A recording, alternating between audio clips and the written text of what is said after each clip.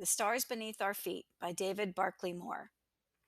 What I couldn't get out of my skull was the thought of their rough, grimy hands all over my clean sneaks. What I couldn't get out of my heart was this joy grabbing stone I felt there, partly because of these two thugs trailing me now, but more because I knew Germain wouldn't be here to protect my neck this time. He would never, ever be coming home. My daddy, Benny Rouchpaul, had bought me these sneakers when I turned 12 over the summer. I wasn't about to let two older boys strolling down 125th Street snatch them off me. Besides me being humiliated by it, my mother would whoop my butt if she knew I had let some dude swipe my shoes. And then, when he found out, Daddy Rouchpaul would drive over and whoop me again. I flipped up the collar of my blue parka and continued down 125th Street, but rushed my step a little bit more. I heard the two boys following me quicken their pace. Their footsteps behind me crunched on the ice that much faster. My heart was beating faster, too. The streets around me were cheery, though. Harlem's main street was laid out tonight with bright lights and Christmas tunes playing constant on loudspeakers. I guess to put you more in the Christmas spirit. But for me, there was nothing, and I mean nothing, that would ever make me feel Christmassy again. I was through with it. Done. Done with all the Christmas music, wreaths, ornaments, and happy holiday shoppers. I had decided weeks ago that I would never be happy again because it wasn't fair. It wasn't fair to get robbed of somebody I thought would be there for the rest of my life. Someone who was supposed to spend this Christmas with me, plus lots more Christmases. It also wasn't fair that I couldn't even walk down 125th Street without being harassed. Rushing along down the sidewalk, I glanced up at all the men who were passing, all of them older, most of them black like me. I was the youngest one out here, and one of the few who felt scared to walk down this street. For us young brothers, taking a stroll down here, even on Christmas Eve, was not relaxing at all. I felt like I had put my life on the line straight up. All of these old dudes living in a different world from me. I crossed the street and dipped into a gift shop on the corner. Grinning wide smiles, my two buddies waited for me outside, one of them sitting down on a fire hydrant and wiggling his fingers at me like I was a little infant in a stroller.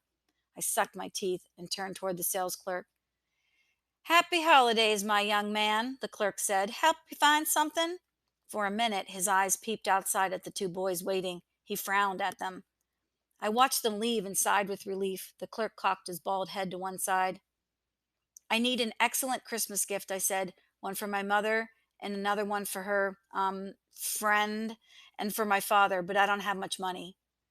"Last minute shoppers," he said, smiling at me. "Come on, we'll get you straightened up. You're lucky we're open this late on Christmas Eve. 125th Street is shutting down." 125th is a big street that runs from the East River on the east side of Manhattan to the Hudson River on the west side of Manhattan. The street cuts right through the neighborhood of Harlem and is where most of the main stores and shops and businesses are. The Apollo Theater, the Adam Clayton Powell Building, and the Studio Museum are all lined up along 125. If Harlem was a human body, then 125th would be its pumping heart, throbbing all the time. I don't know what the neighborhood's brain would be. As I flew back toward home, I suddenly realized how heavy the gifts were that I had just bought in that shop. Ma and Yvonne would both be happy, I hoped, and Daddy with his gift too. But the bag handle cut into my fingers, and just as I switched the plastic shopping bag to my other hand, I saw them. Across the wide, black-topped, slushy street, those two older boys had caught sight of me again. I started to step even faster down 125th Street toward St. Nick, hoping I could make it to the border before they could catch me. Where I live, it's all about borders and territories and crews. When you're a little kid in Harlem, you can pretty much go anywhere and do anything as long as you're careful. But when you start to get old, about my age, 12, things start to change. You can't go everywhere. You've got to start worrying about crews. Crews are like cliques, most groups of mostly boys and sometimes females who hang out together mostly for fun, but for protection too. And each crew got its territory in their neighborhood. And if you ain't from that hood or a member of that set, you need to stay out. When I was young, I used to have a friend over on East 127th Street. His name was Cody. We used to play box ball and dodgeball on East 127th all the time, even though I lived on the west side. Nowadays, when I see Cody and he's with his crew, we don't talk at all. He just glares at me like I'm about to get jumped. He does it because we live in different places and we're old now. That's how crews work. So tonight, when I'm finally turned off of 125th and onto 8th Ave, the boys following me had to stop right there. There wasn't no real roadblock set up for them.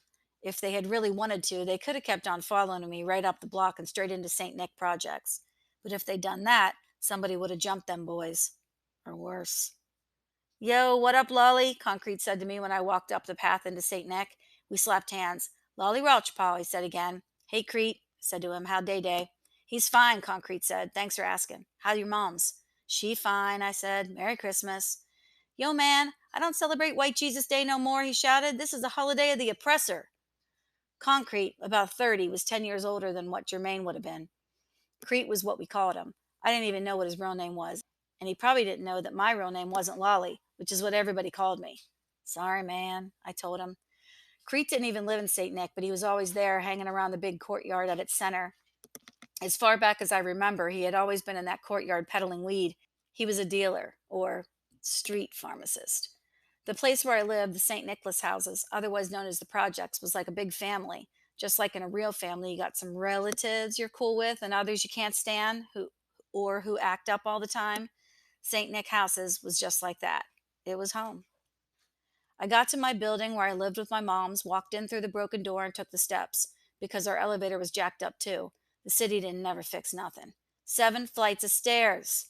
About half the way up, the stairwell got all dark. The lights on this floor had burnt out, meaning I had to be careful climbing stairs in the gloominess. Being in the dark forced my brain to concentrate more on the smell, which was mostly laid over pee. You got used to it though, the pee smell. Just then, I raised one foot up and hit something big and lumpy. The big lump jumped and clubbed my leg. I stumbled back and almost tripped down the stairs until I realized the big lump was Moses, who was an old drunk man. When it was real cold outside, like it was tonight, he sometimes slept in the stairs until the kids ran him out of here, or the cops. Merry Christmas, old drunk, I said to him. Show respect, boy, he shouted after me. I ain't no drunk. I only booze it up twice a year. Yeah, I know, Moses. When it's your birthday and when it's not your birthday. His jokes, I've heard them all before. Moses cackled like an old witch in the darkness while I continued climbing stairs.